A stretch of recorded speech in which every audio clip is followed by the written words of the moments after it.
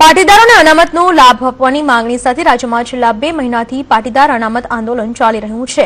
આંદોલનને વધુ અસરકારક બનાવવા માટે પાટીદારો દ્વારા બેંકમાં મુકાયેલી થાપણો મોટા પાયે ઉપાડીને સરકાર વિરુદ્ધ અસહકારનું આંદોલન શરૂ કરાયું છે।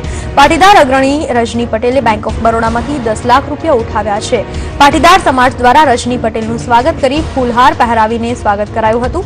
આગામી 4 દિવસમાં 1 કરોડ રૂપિયા જેટલી થાપણ ઉપાડી લેવામાં આવશે તેવું અગ્રણીએ જણાવ્યું હતું।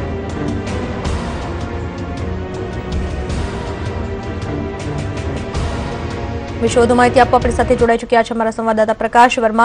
પ્રકાશ, જે રીતે પાટીદારોનું આંદોલન વધારે ને વધારે ઉગ્ર બનતું રહ્યું છે, બેંકમાંથી અમુક થાપણ પણ ઉપાડવામાં આવી છે, શું કહેશો?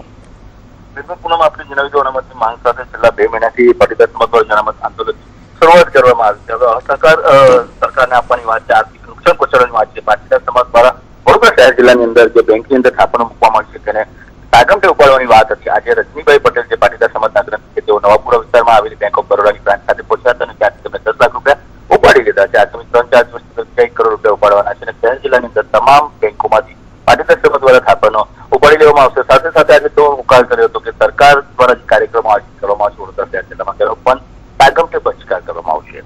જી પ્રકાશ, આભાર આપનો તમામ માહિતી બદલ।